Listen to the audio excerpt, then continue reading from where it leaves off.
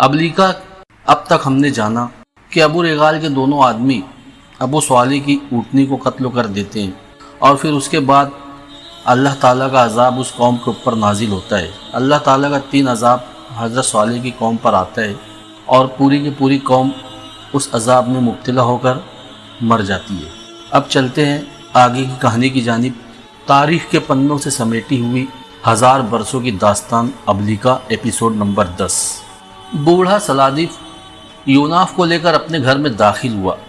अंदर से एक लड़की भागती हुई निकली और सलादिफ का हाथ थामते हुए उसने कहा, अय चचा, आप इतनी देर से क्यों आए? लड़की के सवाल का जवाब देने की बजाय बूढ़े सलादिफ ने यूनाफ की तरफ देखते हुए लड़की की तरफ इशारा करके कहा, अय मेरे अजीज़, ये मेरे भाई की बेटी, मेरी भतीजी और मेरे बेटे लुबान की मंसूबा है।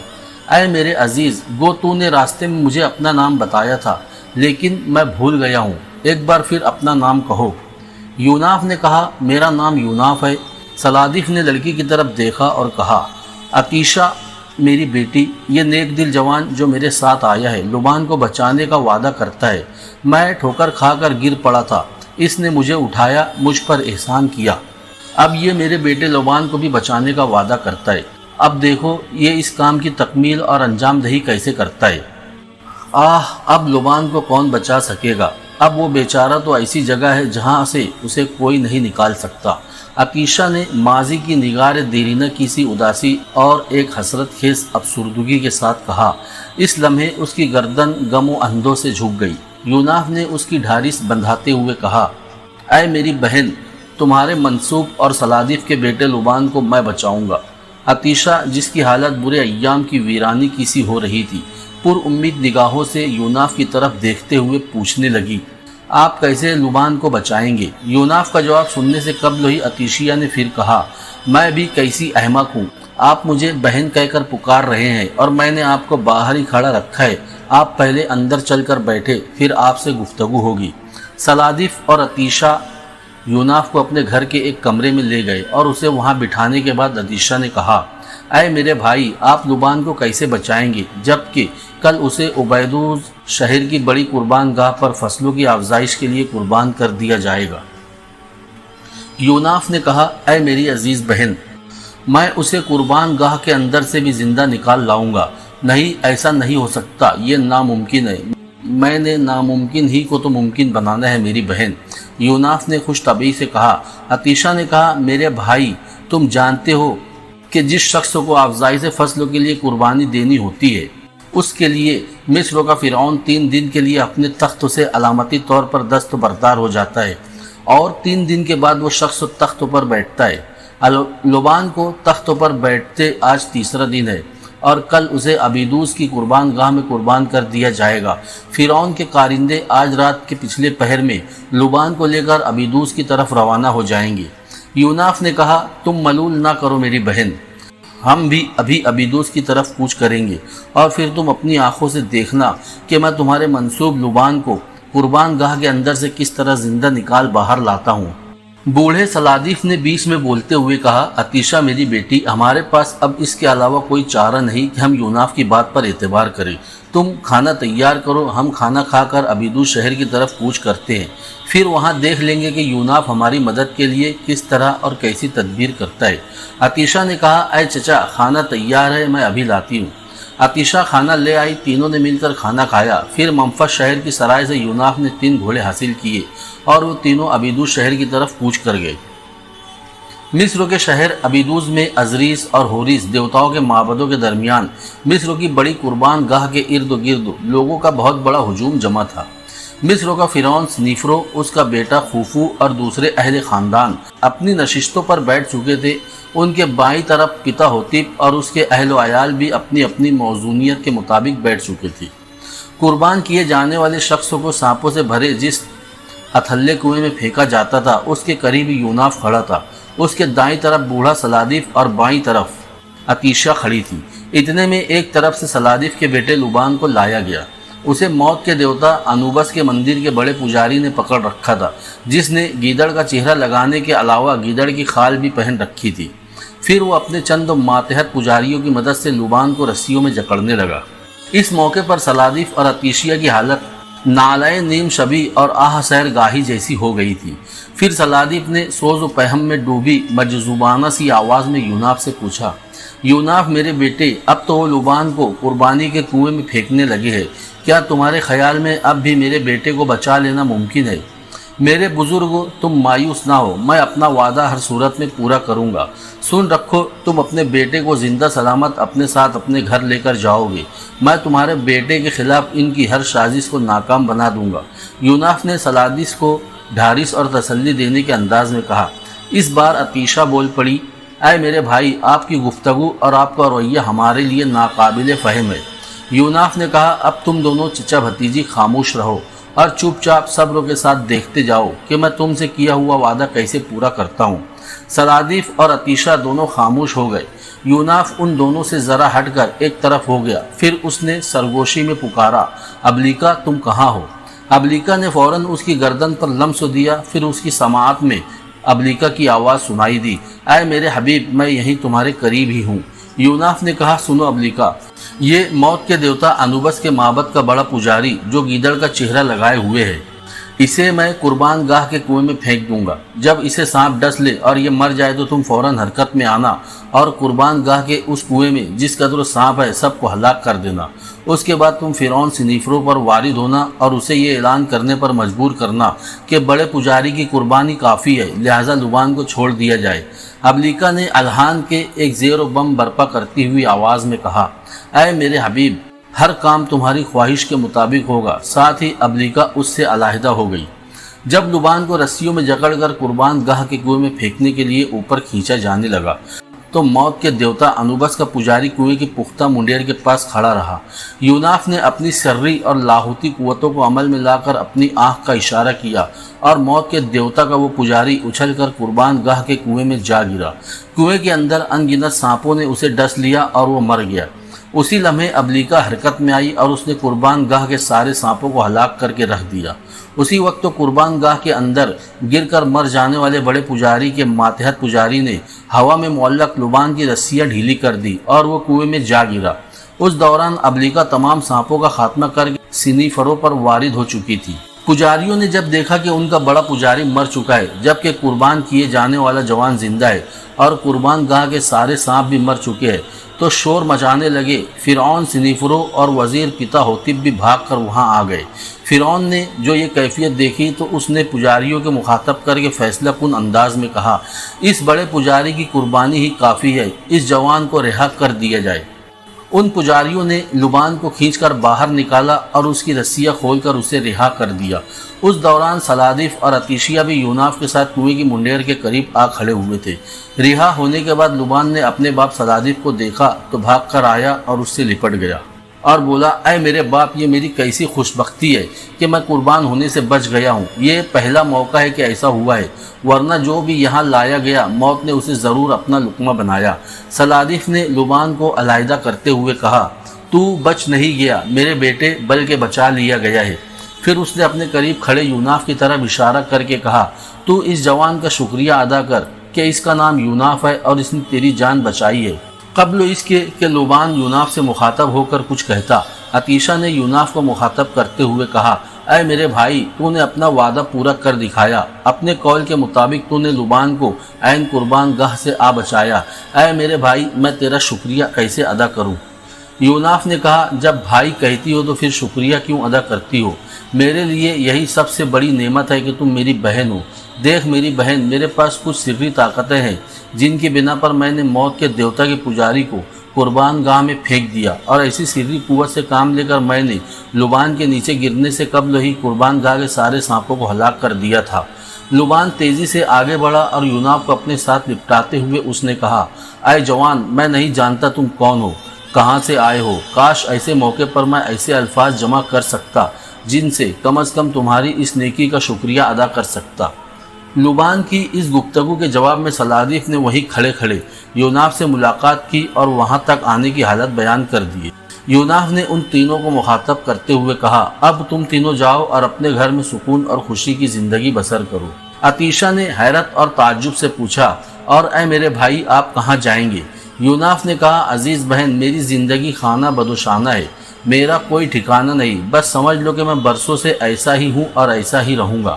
عطیشہ بیچاری ملول اور غمگین سی ہو گئی، اور صلاریف نے یوناف کا ہاتھ اپنے ہاتھ میں لے کر کہا، اے عزیز کہ تو ہمارا محسن عظیم، ہمارا مہربان ہے، پھر کیوں تمہیں چھوڑ کر ہم تینوں چلے جائیں؟ ہم تجھے ساتھ لے کر جائیں گے اور تم اب ہمارے ساتھ ہی رہو گے۔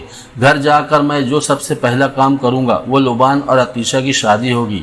اب انکار نہ کرنا، چلو ہمارے ساتھ۔ یوناف خاموشی سے ان کے ساتھ ہو لیا۔ عبیدوس شہر سے واپس جب وہ اپنے گھر پہنچے تو لبان اور عطیشہ کی شادی کر دی گئی اور یوناف ان کے ساتھ ہی رہنے لگا۔ شمالی ایران کی قوم ماد کے بادشاہ جمشید نے کوہستان دماوند کے ساحر برنمروز سے جادو اور دوسرے علوم سیکھ کر بے پناہ قوت حاصل کر لی تھی۔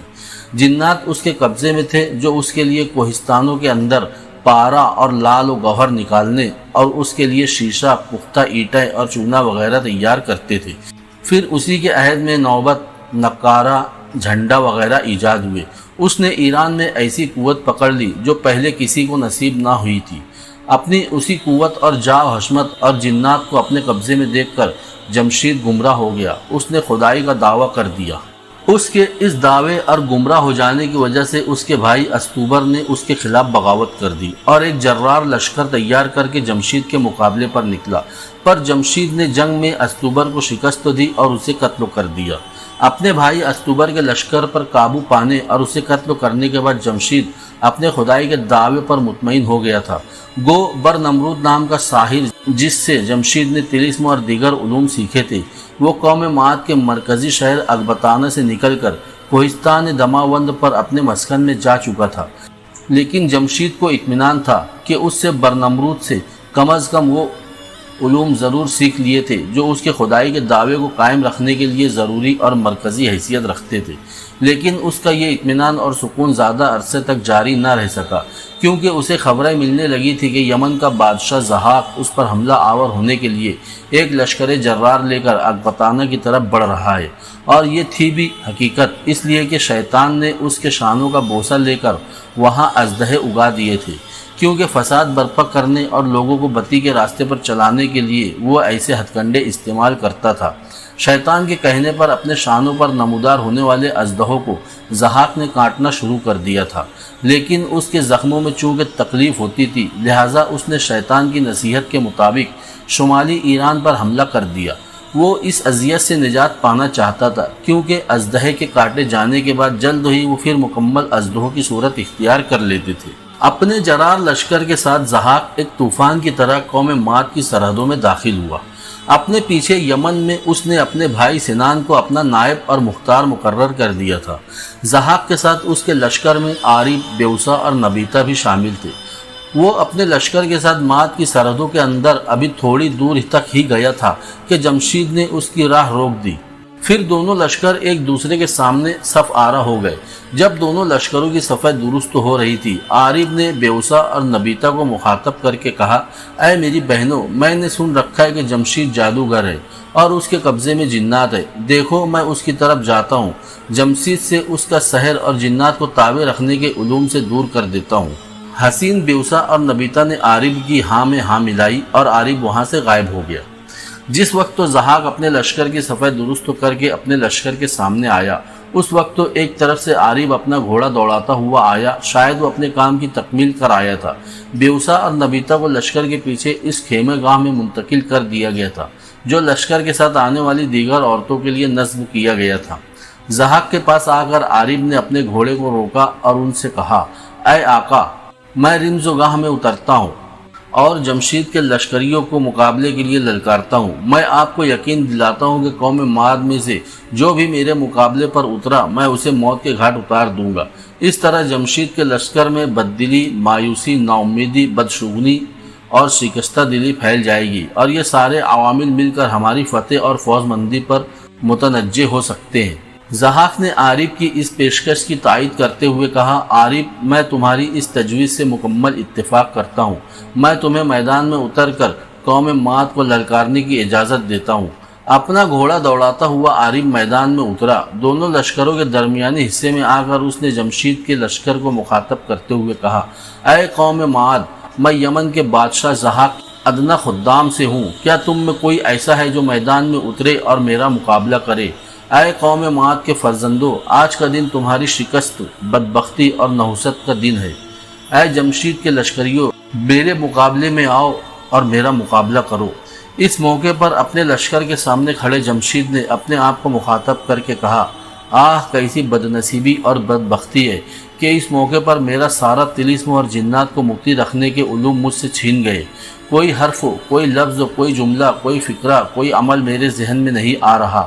ایسا لگ رہا ہے میرا ذہن بالکل نئی اور خام لوح ہے جس پر ابھی تک کسی نے کوئی تحریر نہ لکھی ہو۔ کاش میرے علوم میرا ساتھ دیتے تو میدان میں اترنے والے ضحاک کے اس لشکری کو میں لمحوں کے اندر زیر کر کے رکھ دیتا۔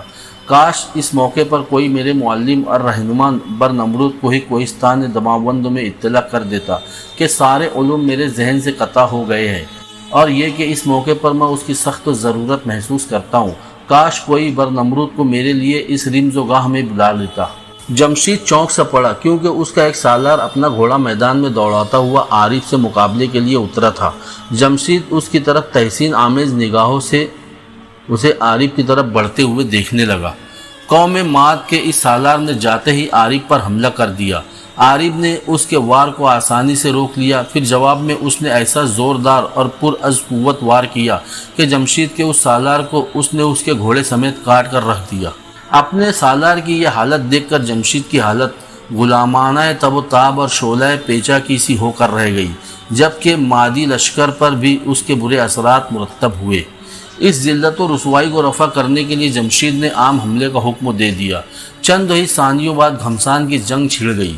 عرب اور مادی ایک دوسرے پر بھوکے کاغ و کرگس کی طرح ٹوٹ پڑے تھے۔ میدان جنگ کے اندر سنگین موت اور سنسان اجل گھپ اندھیرے اور جادوئے جرس کی طرح رقص کرنے لگے تھے۔ پھر آہستہ آہستہ عرب غالب آنے لگی۔ جوہر انسان کا ممتحن مادیوں کو مغلوب کرتے دیکھ رہا تھا۔ عرب اپنی شوری سے دغا اور شور مبارز طلبی میں اضافہ کرتے ہوئے اچانک بھڑک اٹھنے والے شعلوں کی طرح حملہ آور ہونے لگے تھے۔ ایسے موقع پر قوم معاد کے بادشاہ جمشید کی حالت ایسی ہو گئی تھی جیسے کسی نے اسے تنگ مشروب پلا دیا ہو۔ تھوڑی دیر بعد مادی صاف مغلوب دکھائی دینے لگے، ان کے لشکری اگلی صفوں سے پیچھے کی طرف بھاگنے لگے، اور یوں وہ جنگ سے منہ موڑ کر پچھلے اپنی ہی صفوں میں کھلبلی اور انتشار برپا کرنے لگے۔ قوم معاد کو افراتفری کے عالم میں دیکھ کر عرب اب ان کے حواس پر بادیہ و بیاباں کی ہولناکی اور تنفس کی آمد و رفت کی طرح چھانے لگے تھے۔ اس موقع پر ضحاک پرجوش انداز میں اپنے لشکریوں کو مخاطب کر کے ان کا حوصلہ بڑھا رہا تھا، جبکہ جمشید کے لشکری کی ساری تنظیم خلط ملط اور منتشر ہو گئی تھی۔ پھر جلد ہی مادیوں کے لشکر کی حالت ٹوٹ جانے والے شکستہ پائیدان کی طرح ہو گئی، اور جمشید کے دیکھتے ہی دیکھتے ان کے لشکری جنگ سے منہ موڑ کر بھاگنے لگے۔ جمشید نے جب اپنے لشکر کی یہ حالت دیکھی تو اس نے عام پسپائی کا حکم دے دیا۔ وہ چاہتا تھا کہ کھلے میدان میں ہزیمت اٹھانے کے بعد وہ اپنے مرکزی شہر اکبتانہ میں محصور رہ کر ضحاک کا مقابلہ کرے، لہٰذا وہ اپنے لشکر کو لے کر اپنے مرکزی شہر اکبتانہ کی طرف بھاگ کھڑا ہوا۔ دوسری طرف ضحاک بھی فاؤس صد پہلو کی طرح سوچوں کی انگنت جہتیں رکھنے والا انسان تھا۔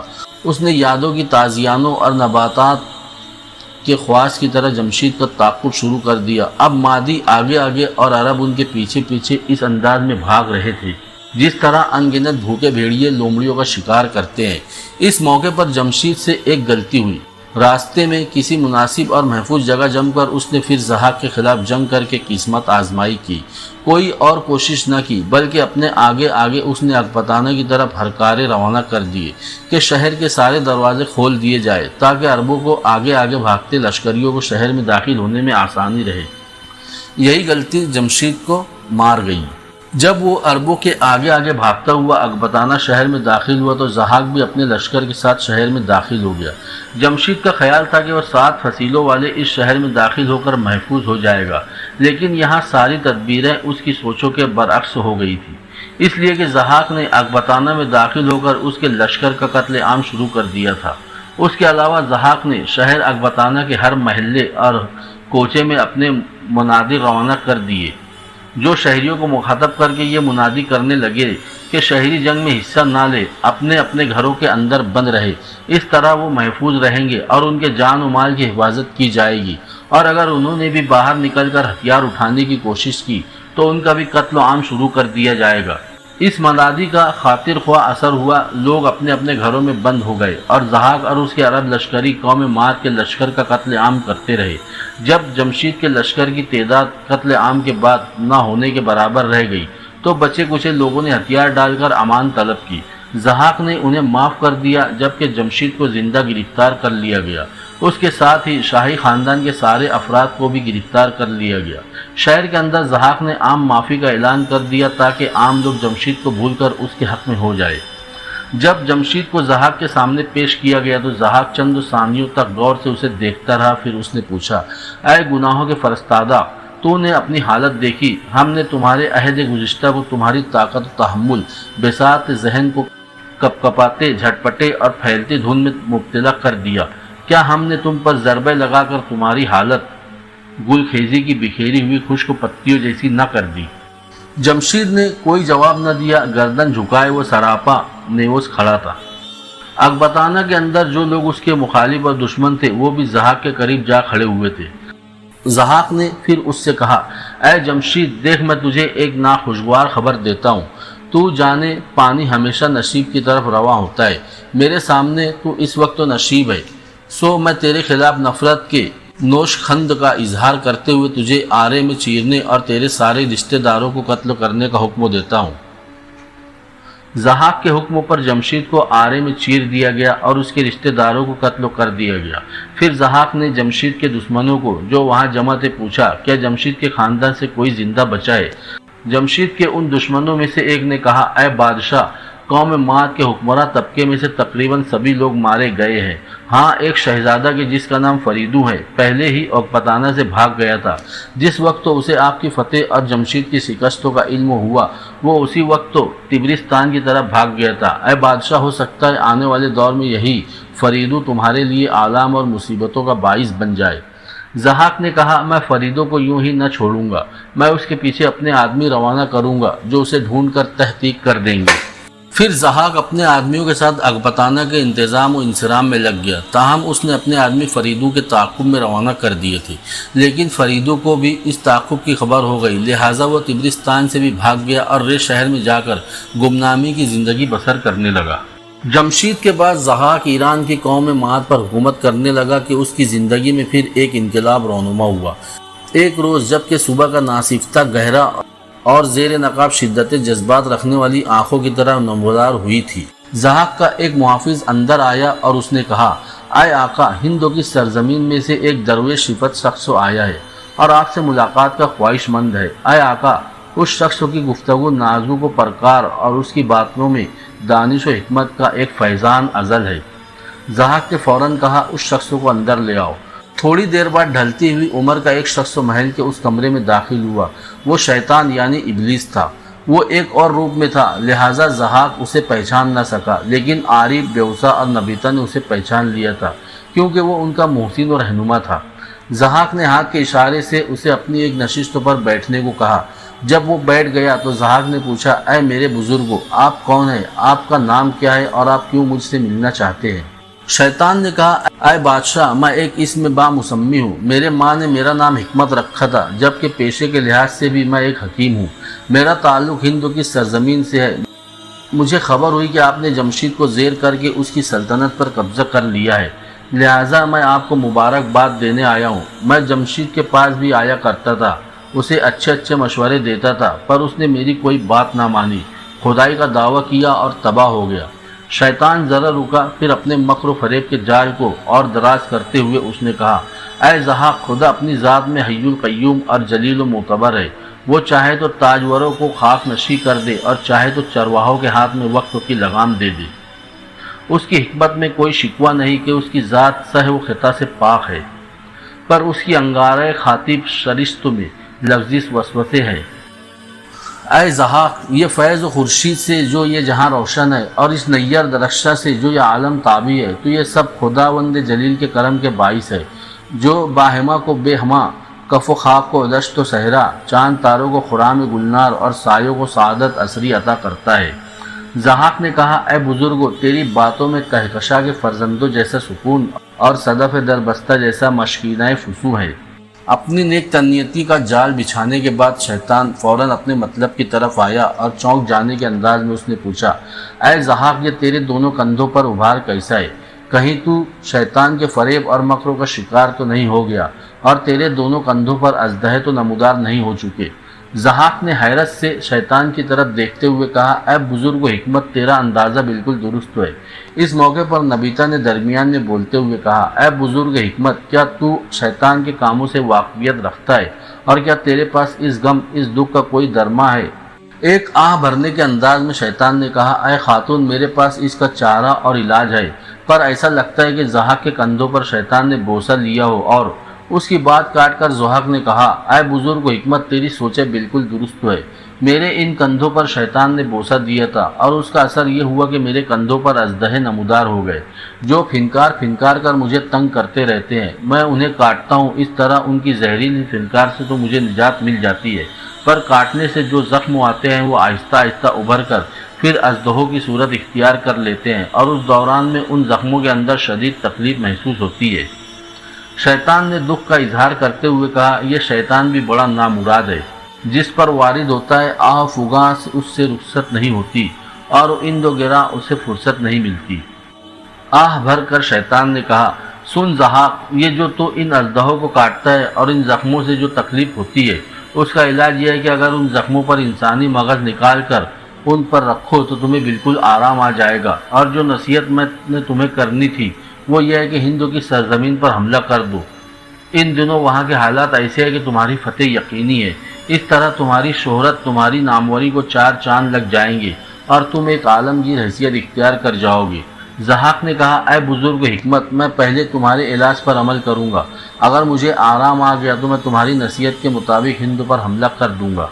زحاق کے حکم پر اسی وقت قوم ماد کے ایک آدمی کو مار دیا گیا اور جب اس کا مغز نکال کر اس کے کندھوں پر اژدہے کے زخموں پر لگایا گیا تو اسے آرام آ گیا۔ عزازیل تو چند 2 یوم زحاق کے پاس رہ کر رخصت ہو گیا، لیکن زحاق کا اب یہ معمول بن گیا کہ وہ ہر روز گلی کوچوں سے 2 آدمیوں کو پکڑواتا اور ان کے مغز نکال کر اپنے زخموں پر لگاتا، جس سے اسے سکون مل جاتا۔ اس طرح ایک لحاظ سے اس نے قوم ماد کا قتل عام شروع کر دیا تھا۔ ہر روز 2 آدمی قتل ہو جانے کے باعث لوگوں میں خوف و ہراس پھیل گیا تھا، اس لیے لوگ بھاگ کر کوہستان دماوند کی غاروں میں پناہ لینے لگے تھے تاکہ زحاق کے ظلم سے نجات پا سکے۔ قوم ماد کے لوگ زحاق کے اس ظلم کے خلاف نہ آواز اٹھا سکتے تھے اور نہ ہی بغاوت کر سکتے تھے، اس لیے کہ کوئی ان کی تنظیم کرنے والا نہ تھا۔ زحاق نے نہ صرف شاہی خاندان کے سارے افراد کو قتل کر دیا تھا بلکہ ایک طرح اس نے قوم ماد کے جرنیلوں کا بھی آہستہ آہستہ صفایا کر کے رکھ دیا تھا۔ اکبتانہ شہر میں امن و سکون رکھنے کی خاطر اب اس نے انسانی مغز حاصل کرنے کے لیے روزانہ 2 آدمی اکبتانہ کے مضافات یا دیگر شہروں سے پکڑنے شروع کر دیے تھے۔ اس کے لیے اس نے شہروں کو ایسے عامل مقرر کیے جو اس کے اس کام میں پورا تعاون کرتے تھے۔ اس دوران ایک ایسا واقعہ پیش آ گیا جس نے آگے چل کر زحاق کے خلاف ایک خونی انقلاب برپا کر دیا۔ اصفہان کے حاکم نے اپنی باری پر مغز حاصل کرنے کے لیے کچھ جوان زحاق کی طرف روانہ کیے۔ ان میں 2 بھائی بھی تھے جو اصفہان کے ایک لوہار کے بیٹے تھے جس کا نام کاوا تھا۔ جب یہ دونوں بھائی قتل ہو گئے تو کاوا کو سخت صدمہ ہوا، لیکن اس کے صرف 2 ہی بیٹے تھے جو اس کا سہارا تھے۔ ان کے قتل ہو جانے کے بعد وہ زحاق کے خلاف انتقامی کارروائی کرنے کے متعلق سوچنے لگا۔ دوسری طرف زحاق اپنی جگہ مطمئن اور پرسکون تھا کہ انسانی مغز اس کے زخموں کو آرام دے دیا کرتے تھے، لہٰذا وہ شیطان جو بزرگ و حکمت کی شکل میں اس کے پاس آیا تھا کی نصیحت پر عمل کرنے کے لیے ہندوستان پر عملہ آور ہونے کی تیاریاں کرنے لگا۔ بوڑھے حکمت پر اسے اعتماد اور بھروسہ ہو گیا تھا، لیکن کیونکہ اس کے نسخے سے اسے سکون مل گیا تھا اور اسے پوری امید تھی کہ اگر وہ حکمت کے مشورے پر ہندوستان پر حملہ کرے گا تو ضرور کامیاب رہے گا، لہٰذا اس حملے کے لیے وہ اپنی عسکری قوت میں اضافہ کرنے لگا۔ یافان اپنی نئی بنائی ہوئی بیٹی اریشیا کے ساتھ ار شہر میں ننار دیوتا اور ننگل دیوی کے معبدوں کو ملانے والی اس غار سے باہر نکلا جس کے اندر اس نے اپنی مستقل رہائش بنائی تھی۔ غار سے نکل کر یافان اور اریشیا جب ننار دیوتا کے بڑے پجاری یمنا کے کمرے میں داخل ہوئے تو انہوں نے دیکھا کہ یمنا کسی شخص سے محو گفتگو تھا۔ یافان اور اریشیا کو دیکھتے ہی اس نے خوشی اور مسرت کا اظہار کیا اور کہا، تم دونوں وہاں کیوں کھڑے ہو گئے ہو؟ اندر آ جاؤ۔ तुम ऐन वक्त पर आए हो, वरना थोड़ी देर तक मैं खुद ही किसी को भेजकर तुम दोनों को यहाँ बुलाने वाला था। याफान और अरिशिया आगे बढ़े। उस दौरान यमुना ने अपने सामने बैठे शख्स को मुखातब करके कहा, बर नमरूद, यही याफान है जिसका मैं तुमसे जिक्र कर रहा था, और उसके साथ उसकी बेटी अरिशिया है। जब याफान और अरिशिया उनके पास आए तो यमुना ने कहा, तुम दोनों बाप बेटी इससे मिलो, ये बर नमरूद है। मैं पहले भी कई बार तुमसे इसका जिक्र कर चुका हूँ कि ये मेरे शागिर्दों में से है और कौम माद के बादशाह जमशीद के पास चला गया था। उसी ने बादशाह जमशीद को जादू के उलूम सिखाने के अलावा उसके लिए जिन्नात उसके मुती किए। उसने उन्हें हवा में कश्तियाँ उड़वाई थी। उसके अलावा उसने कोहिस्तान दमावंद के अंदर अपनी रहाइश इख्तियार कर ली थी। अब ये मेरे पास आ गया है और यहीं रहेगा, इसलिए कि जमशीद की सल्तनत पर यमन के बादशाह ज़हाक ने कब्ज़ा कर लिया है। तुम दोनों के आने से कब्ल मैं बरनमरूद को तुम्हारे ही मुतालिक तफसील से बता रहा था। याफान बैठ गया, जबकि उसे हरकत में लाने वाली शैतानी कुव्वतें नीली धुन की सूरत में उसके पीछे फैल गई थी। बरनमरूद चंद सानियों तक उसकी नीली धुन को हैरत और ताज्जुब से देखता रहा। फिर जब याफान ने चेहरे से नकाब हटा दिया तो वो और भी दंग रह गया। उसकी कैफियत देखकर यमुना ने कहा, बरनमरूद, नीली धुन की सूरत में यही वो कुव्वत है जो याफान के ताबे है, जिसका जिक्र मैं पहले भी कर चुका हूँ। कब्ल इसके कि बरनमरूद जवाब में कुछ कहता, याफान ने यमुना की तरफ देखा और कहा, ऐ यमुना, मैंने उस गार के अंदर अपने ज़ेर इस्तेमाल कमरों में ऐसा तिलिस्म डाल दिया है कि अब वहाँ किसी को कुछ दिखाई न देगा। बज़ाहिर वो कमरे ही दिखाई देंगे, लेकिन उन कमरों के अंदर मैं और अरिशिया किसी को भी दिखाई न देंगे। अब मैं तुमसे ये कहने आया हूँ कि मुझे किसी ऐसे शख्स की खबर बताओ जिसने इंतहाई खुख्वार और गुनाह आलूद ज़िंदगी बसर की हो, ताकि मैं उसकी रूह को तस्खीर करके अपने काबू में लाऊँ। फिर उस रूह को भयानक तरीन सूरत में यूनाफ के पीछे लगा दूँ, ताकि वो रूह अगर यूनाफ का खात्मा न करे तो कम अज़ कम उसे ऐसा रोग लगा दे कि वह हरकत के काबिल न रहे, मफलूज होकर मेरी गिरफ्तों में आ जाए और मैं उसे अपनी मर्ज़ी के मुताबिक कुर्ब अज़ियत में मुब्तला कर सकूँ। यमुना ने चंद सानियों तक तफक्कुर से काम लिया, फिर कहा, ऐ याफान, मेरी निगाहों में एक ऐसे शख्स की कब्र ज़रूर है जिसने इंतहाई खुख्वार और गुनाह आलू ज़िंदगी बसर की, लेकिन ऐ मेरे दोस्तों, मैंने बरनमरूद से तुम्हारे हालात तफसील से कह दिए है। बरनमरूद ने तो यूनाफ के लिए कुछ और ही सोच लिया है। याफान ने इस्तिफामिया अंदाज में पूछा, बरनमरूद ने यूनाफ के बारे में क्या सोचा है? इस बार बरनमरूद बोला और उसने कहा, ऐ बुजुर्ग याफान, क्या यूनाफ ऐसी ही कुव्वतों का मालिक है कि मैं, आप और बुजुर्ग यमुना तीनों मिलकर भी उसे ज़ेर न कर सके? याफान ने किसी कदर बेएतमादी से कहा, शायद हम तीनों मिलकर उससे निमट सके, लेकिन उसके ठिकाने पर जाकर उस पर हमला आवर होना हमारे लिए दुश्वारी ही नहीं ख़तरनाक भी होगा। बरनमरूद ने कहा, उसके ठिकाने पर जाकर उस पर हमला आवर ना होंगे, बल्कि उसे यहाँ बुलाकर ज़ेर कर देंगे। याफान ने कहा, हम में से किसी को भी इल्म नहीं कि यूनाफ इन दिनों कहाँ है, कौन उसे तलाश करेगा और कैसे उसे तलाश किया जाएगा। बरनमरूद ने छाती तानते हुए कहा, मैं उसे यहाँ लाऊंगा। वो जहाँ कहीं भी है भागता हुआ इस तरफ आएगा। मैं अपने एक सहरी अमल के ज़रिए उसके जहन में एक ऐसी लड़की बिठा दूंगा जो उसके आसाब पर सवार हो जाएगी। वो उस लड़की की तलाश में भागता हुआ इधर आएगा। जिस कमरे में हम इस वक्त तो बैठे हैं, लड़की उसके साथ वाले कमरे में रहेगी, और उस लड़की की तलाश में जब यूनाफ इस कमरे में आएगा तो हम उस पर काबू पा लेंगे। याफान ने इस बार दिलचस्पी लेते हुए कहा, यह सहरी अमल कब और कैसे होगा, और वो कौन लड़की ऐसी खूबसूरत और पुरकशिश होगी कि यूनाफ को यहाँ खींच लाएगी? बरनमरूद ने कहा, यह सहरी अमल आज और अभी आपकी मौजूदगी में होगा। यह अमल मैंने बाबुल के गुमनाम बूढ़े साहिर से हासिल किया था। उसके पास ऐसे और बहुत से पुरअसरार अमल भी थे, पर अफसोस मैं उससे सब कुछ न सीख सका, क्योंकि जब मेरी उससे मुलाकात हुई तो उसके चंद रोज़ बाद ही वो मर गया था। ज़रा रुककर बरनमरूद ने फिर कहा, ऐ बुजुर्ग याफान, इस अमल के लिए मैं और बुजुर्ग यमुना ने मिलकर एक लड़की का इंतखाब किया है। वो लड़की इसी माबद में देवदासी है। बुजुर्ग यमुना का कहना है कि उस शहर और उसके गिरद नवा में उस जैसी कोई हसीन लड़की ना होगी। इस माबद में आए उसे अभी चंद ही रोज़ हुए हैं। बुजुर्ग यमुना का कहना है कि वो लड़की अपनी बेवा माँ के साथ रह रही थी। उसका कोई और रिश्तेदार भी नहीं। चंद रोज़ हुए उसकी माँ भी मर गई, लिहाजा उसने अपने आप को नन्नार देवता के माबद के लिए वक्फ कर दिया। बुजुर्ग यमुना ने उस लड़की का नाम अकलीमा बताया اور ایک پجاری کو بھیج رکھا کہ اقلیمہ کو یہاں لائے۔ یافان نے کہا تم دونوں میری ایک نصیحت پلے باندھ کر رکھنا، یوناف انتہائی خوفناک قوتوں کا مالک ہے، ہو سکتا ہے وہ اس سحری طریقے سے ہمارے ہاتھ نہ آئے۔ اگر وہ یہاں آ بھی گیا تو اس پر دیکھ بھال کر اور سوچ سمجھ کر ہاتھ ڈالنا، ایسا نہ ہو کہ اسے اذیت اور کرب میں مبتلا کرتے کرتے ہم خود کسی کرب اور اذیت کا شکار ہو جائے۔ برنمرود نے کہا آپ بے فکر رہے، اگر ہمارا یہ طریقہ اس کے خلاف کامیاب نہ رہا یا وہ ہماری گرفت میں آتے آتے نکل بھاگا تو پھر ہم آپ کا طریقہ آزمائیں گے اور اس کے پیچھے وہ گناہ آلود اور خونخوار بدرو لگا دیں گے جو اس سے سارے حساب لے لے گی۔ ویسے مجھے امید ہے کہ اس سحری طریقے سے ہم یوناف پر قابو پا لیں گے اور اپنی خواہش اور مرضی کے مطابق اس پر ضربے لگا سکیں گے۔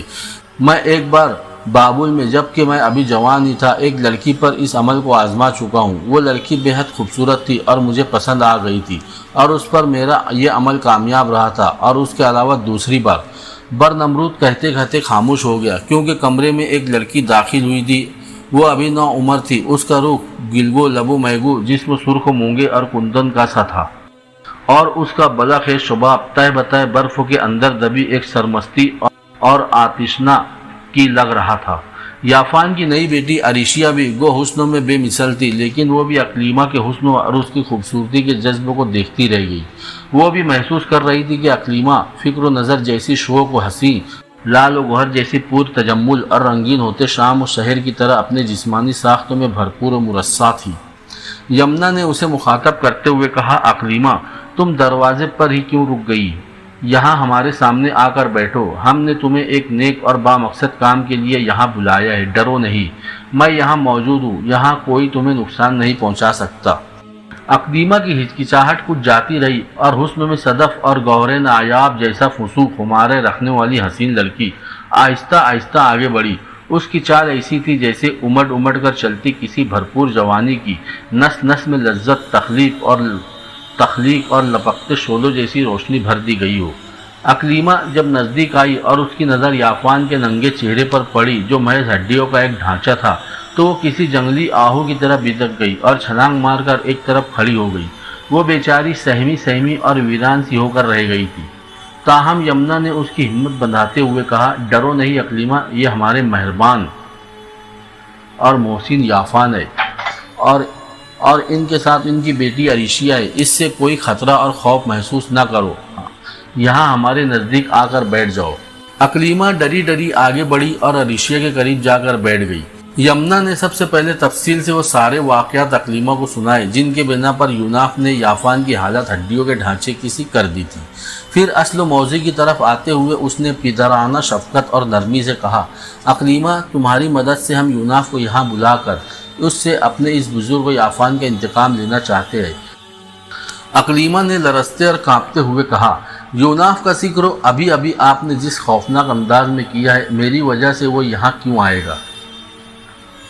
اس بار برنمرود نے انتہائی نرمی سے کہا اقلیمہ میری بیٹی، ڈرو نہیں، تم جانتی ہو تم لا انتہا اور بے مثل حد تک حسین اور پرکشش ہو۔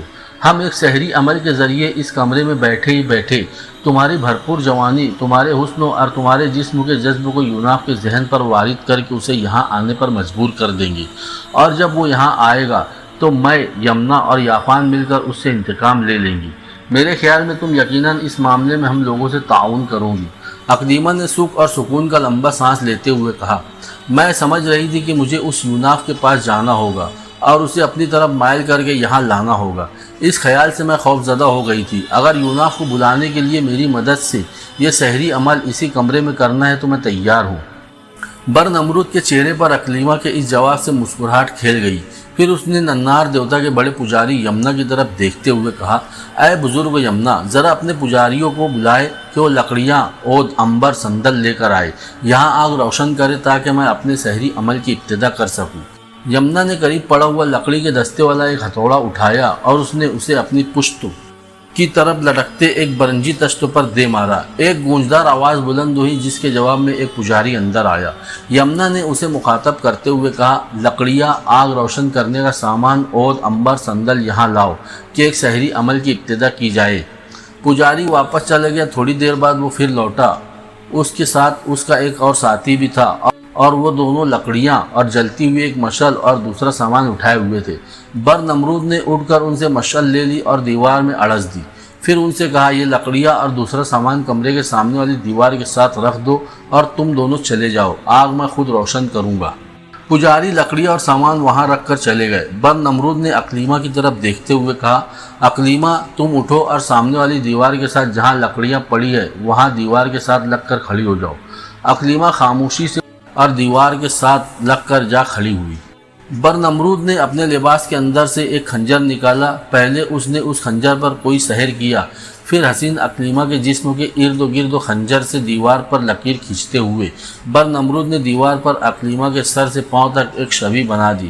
پھر اس نے اقلیمہ کو وہاں سے ہٹا دیا اور دیوار پر بنی اقلیمہ کی شبیہ کے نیچے آگ روشن کر دی، اور اس آگ کے اندر اس نے عود، عنبر، سندل کی لکڑی ڈال دی۔ کمرے کے اندر خوشبو اور مہک بھر گئی۔ پھر برنمرود نے اقلیمہ سے کہا، اقلیمہ اب تم اس آگ کے پاس آ کر بیٹھ جاؤ، اور جس عمل کی ہم ابتدا کرنے لگے ہیں یہ ہر روز اس وقت تک ہوتا رہے گا جب تک یوناف یہاں نہیں آ جاتا۔ اقلیمہ آگ کے پاس آ بیٹھی۔ یمنا، یافان اور عریشیہ حیرت و خاموشی سے برنمرود کی طرف دیکھ رہے تھے۔ کچھ دیر تک برنمرود اپنا عمل کرتا رہا اور اقلیمہ اس کے پاس خاموشی سے بیٹھی رہی۔ آگ کی وجہ سے اس کا چہرہ روشن اور زیادہ خوبصورت ہو گیا تھا۔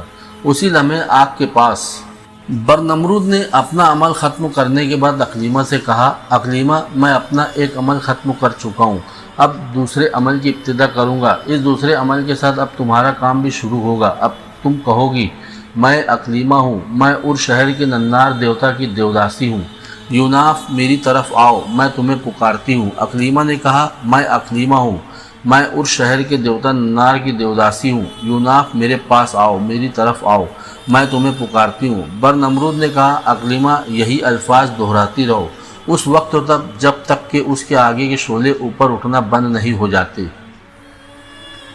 اقلیمہ لگاتار وہ الفاظ دہرانے لگی۔ برنمرود نے اپنے دوسرے عمل کی ابتدا کر دی تھی۔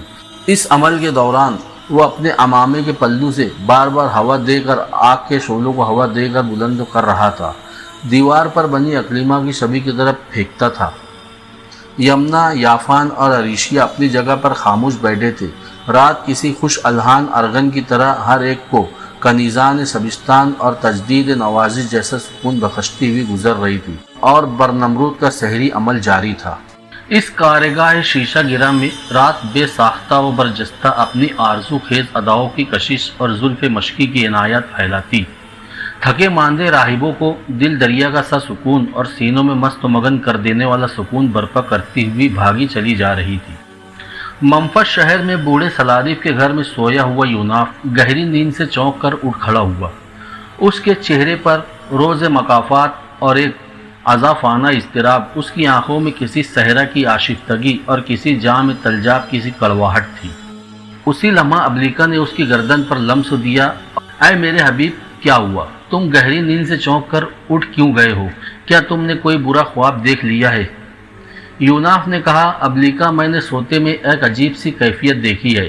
ایک لڑکی میرے سامنے آتی ہے اور پکار پکار کر مجھے کہتی ہے، میں اقلیمہ ہوں، میں ار شہر کے ننار دیوتا کی دیوداسی ہوں، یوناف میری طرف آؤ، میں تمہیں پکارتی ہوں۔ ابلیکا، وہ لڑکی جو اپنا نام اقلیمہ بتاتی ہے، کوہستان عدم کے سیاہ بادلوں سے ڈھکی ہوئی، چوٹیوں پر کسی پہرا دینے والے فرشتے کی سی حسین تھی۔ ابلیکا، وہ جب مجھے پکارتی ہے تو مجھے یوں لگتا ہے گویا میرا دل سینے سے نکل کر اس کی طرف بھاگا جا رہا ہو۔ مجھے ایسا لگ رہا تھا کہ کوئی ماروائی قوت مجھے اس لڑکی کی طرف بلا رہی ہے، اور اگر اس نے مجھے ایک بار اور اسی طرح پکارا تو مجھے لگتا ہے کہ میں اس کی طرف بھاگ کھڑا ہوں گا۔ اقلیمہ نام کی وہ لڑکی حشر کا طلوع، غروب اور ایک طلب شگفتہ جبی تھی۔ اس پر ابلیکا کی فکر مند سی آواز بلند ہوئی، یوناف، اگر ایسا ہے تو پھر محتاط ہو جاؤ۔ میرا خیال ہے یافان ایک نئے انداز میں تمہارے خلاف حرکت میں آ رہا ہے۔ میں ایسا کرتی ہوں کہ وہاں جا کر اس سارے معاملے کی نوعیت جان کر لوٹتی ہوں۔ میرے آنے تک اسی کمرے میں رہنا، سونا بھی مت، جاگ کر وقت گزارنا، میں زیادہ دیر نہ لگاؤں گی۔ یوناف نے کہا، ابلیکا، تمہارے جانے کی ضرورت نہیں، رات آدھی سے زیادہ جا چکی ہے۔ میرا خیال ہے صبح ہم یہاں سے ار شہر کی طرف کوچ کر جائیں گے اور وہاں جا کر دیکھ لیں گے کہ کیا معاملہ ہے۔ ابلیکا نے یوناف کی تائید کرتے ہوئے کہا، ہاں یہ بھی ٹھیک ہے، کل ہم یہاں سے رخصت ہوتے ہیں اور ار شہر جا کر یہ دیکھتے ہیں کہ یہ معاملہ کیا ہے۔ پھر ابلیکا اور یوناف آپس میں گفتگو کر کے رات بسر کرنے کی کوشش کرنے لگے۔ دوسرے دن صبح ہی صبح یوناف نے پہلے سلادف، لبان اور عطیشہ کے ساتھ بیٹھ کر کھانا کھایا۔ پھر اطلاع دینے کے انداز میں اس نے تینوں کو مخاطب کر کے کہا، میرے عزیزو، میں آج بلکہ ابھی یہاں سے رخصت ہو رہا ہوں۔ خدا نے پھر کبھی موقع دیا تو ضرور آپ لوگوں سے ملوں گا۔ وہ تینوں یوناف کے اس انکشاف پر چونک سے گئے۔ پھر سلادف نے بے حد افسردہ سی آواز میں پوچھا، یوناف، کیا تم یہاں ہمارے پاس گھر میں کوئی تکلیف محسوس کر رہے ہو جو تم رخصت ہو رہے ہو؟ یوناف نے کہا، ایسی کوئی بات نہیں ہے، میں نے پہلے ہی آپ سے کہا تھا کہ میرے پاس کچھ سری قوتیں ہیں اور اس سلسلے میں میرے کچھ دشمن بھی ہیں۔ بس آپ تینوں یہی سمجھ لیں کہ میں اپنے دشمنوں کے خلاف حرکت میں آ رہا ہوں۔ اگر میں نے ایسا نہ کیا تو وہ خود حرکت میں اور مجھے نقصان پہنچانے میں کامیاب ہو جائیں گے، اس لیے مجھے آج یہاں سے رخصت ہونا ہوگا۔ میرا رخ شمال شہر ار کی طرف ہوگا۔ سلادف نے کہا، اگر ایسا معاملہ ہے تو ہم تمہیں روکتے نہیں، لیکن جاتے ہوئے ہمیں کوئی نصیحت کر جاؤ جو ہمارے لیے سود مند اور بہتری کا باعث ہو۔ تم ان گنت چھپی ہوئی قوتوں کے مالک ہو، کوئی ایسی بات کہو جو ہماری فلاح کا باعث ہو۔ یوناف نے کہا، دیکھو، جس طرح یہاں قیام کے دوران میں تم لوگوں کو تبلیغ کرتا رہا ہوں کہ صرف ایک خدا کی پرستش کرنا، ابلیس کی پیروی سے بچنا، اور جب وہ تمہیں اکسائے تو اپنے رب سے معافی مانگو، وہ سننے اور جاننے والا ہے۔ اگر ایسا کرو گے تو وہ ازلی میثاق پورا ہوگا جو خدا اور بندوں کے درمیان ہے اور جسے عہد الست کہا گیا ہے۔ اس بار لبان نے کہا، یوناف، تم نے ایک بار پہلے بھی اس عہد الست کے بارے میں ہمیں بتایا تھا، کیا تم اس کے متعلق تفصیل سے نہ کہو گے؟ یوناف نے کہا، تخلیق آدم کے وقت تو جس طرح سارے فرشتوں کو جمع کر کے انسان کو سجدہ کرایا گیا اور زمین پر انسان کی خلافت کا اعلان کیا گیا، اسی طرح پوری نسل آدم کو بھی جو قیامت تک پیدا ہونے والی ہے، خدا نے بیک وقت وجود اور شعور بخش کر اپنے سامنے حاضر کیا تھا اور ان سے اپنی ربوبیت کی شہادت لیتے ہوئے پوچھا تھا، کیا میں تمہارا رب نہیں ہوں؟ اس کے جواب میں سب نے کہا تھا، بے شک تو ہمارا رب ہے اور ہم گواہی دیتے ہیں۔ اللہ تعالیٰ اسی عہد الست کو قیامت کے روز انسان پر حجت بنائے گا تاکہ انسان یہ نہ کہہ سکے کہ میں تو غفلت میں مارا گیا، یا یہ نہ کہے کہ شرک تو ہمارے آبا و اجداد نے کیا تھا، اور یہ کہ ہم تو ان کے بعد آنے والی ان کی اولاد تھے، ہمیں ان کے باطل کی وجہ سے کیا ہلاکت میں ڈالا جائے گا۔ سلادف نے کہا، اگر اس عہد الست کو انسان کے خلاف قیامت کے دن حجت کے طور پر پیش کیا جانا ہے تو پھر یہ عہد ہمارے ذہنوں میں تازہ ہونا چاہیے، لیکن ایسا نہیں ہے۔ ہمارے ذہن میں کوئی ایسی بات نہیں ہے جس سے یہ ثابت ہو کہ ہم نے ابتدائے آدم کے وقت تو اپنے رب سے کوئی عہد باندھا تھا۔ یوناف نے کہا، اے میرے بزرگوں، اگر اس عہد الست کے نقوش انسان کے ذہن اور حافظہ میں تازہ رہنے دیے جاتے تو انسان کا موجودہ دنیا میں بھیجا جانا ہی سرے سے فضول ہو جاتا، کیونکہ اس کے بعد تو آزمائش اور امتحان کے کوئی معنی ہی نہ رہتے، جبکہ انسان کو آزمائش اور امتحان کے لیے ہی تو اس دنیا میں بھیجا گیا ہے۔ ہاں، مگر اس عہد الست کے نقوش ہر انسان کے تحت الشعور اور وجدان میں ضرور ہے۔ خداوند کریم جو انسان کی فلاح کے لیے رسول اور مقدس کتاب نازل فرماتا ہے، تو یہ وہ خارجی تحریکیں ہیں جو اس عہد کو انسان کے تحت الشعور اور وجدان سے اس کے ظہور میں لا کر انسان کو اس عہد کے مطابق کام کرنے کی تبلیغ کرے تاکہ وہ خدائے واحد کے احکامات کا اتباع کرے اور فلاح پا سکے۔ اس بات کو تم یوں بھی کہہ سکتے ہو کہ یہ عہد انسان کے تحت الشعور اور اس کے وجدان میں ایک قوت کی صورت میں موجود ہے۔ اس قوت کو فعل و عمل کی صورت میں تبدیل کرنے کے لیے کسی تحریک کی ضرورت ہے، اور خدا کے رسول اور اس کی کتاب کے علاوہ کوئی بہتر خارجی تحریک نہیں ہے۔ لبان نے کہا، ہم عہد کرتے ہیں کہ ہم عہد الست کے مطابق اللہ کے علاوہ کسی اور کو اپنا رب اور اپنا خداوند تسلیم نہ کریں گے، لیکن اے بھائی، تم جس طرف جا رہے ہو وہاں سے دوبارہ کب ہماری طرف لوٹو گے؟ یوناف نے کہا، لبان، تم جانو میری زندگی خانہ بدوشوں کی سی ہے، آج یہاں کل وہاں۔ ہاں، اگر حالات نے اجازت دی تو میں ضرور تمہاری طرف لوٹوں گا، لیکن اس کے لیے میں تمہارے ساتھ کوئی پکا وعدہ نہیں کرتا۔ اس کے ساتھ ہی یوناف اٹھ کھڑا ہوا۔ سلادف اور لبان سے اس نے باری باری مصافحہ کیا، عطیشہ کے سر پر پیار سے ہاتھ پھیرا اور پھر وہاں سے رخصت ہو گیا۔ اقبطانہ اور قوم ماد کے دیگر شہروں میں اپنے اعمال کو منظم اپنے احوال کو درست اور اپنی جنگی تیاریوں کو مکمل کرنے کے بعد ضحاک حرکت میں آیا۔ اکبتانہ میں اپنا ایک نائب مقرر کیا اور ایک جرار لشکر کے ساتھ وہ ہندوستان پر حملہ آور ہونے کے لیے اکبتانہ سے کوچ کر گیا۔ ضحاک کی روانگی کے بعد عزازیل ایک روز انتہائی بزرگ صورت میں اصفہان کے شہر کے لوہار کے پاس آیا، جس کے دونوں بیٹوں کو ضحاک نے قتل کر کے ان کا مغز استعمال کر لیا تھا۔ عزازیل اصفہان میں جب کاوا کے گھر میں داخل ہوا تو اس نے دیکھا کاوا لوہار اپنی بھٹی پر کام کر رہا تھا۔ عزازیل خاموشی سے اس کے پاس آ کر بیٹھ گیا۔ کاوا نے اپنی دھوکنی چلانی بند کر دی اور عزازیل سے پوچھا، اے بزرگو، تو کون ہے اور کہاں سے آیا ہے؟ اس سے قبل میں نے تجھے نہیں دیکھا، تو مجھے اجنبی لگتا ہے، تو کس غرض سے میرے پاس آیا ہے؟ شیطان نے کہا، اے کاوا، دیکھ میں تجھے اپنا نام نہ بتاؤں گا، اس لیے کہ میں اجنبی ہوں، میرا تعلق اس سرزمین سے نہیں، پر دیکھ میں تیری بھلائی کے لیے اس طرف آیا ہوں۔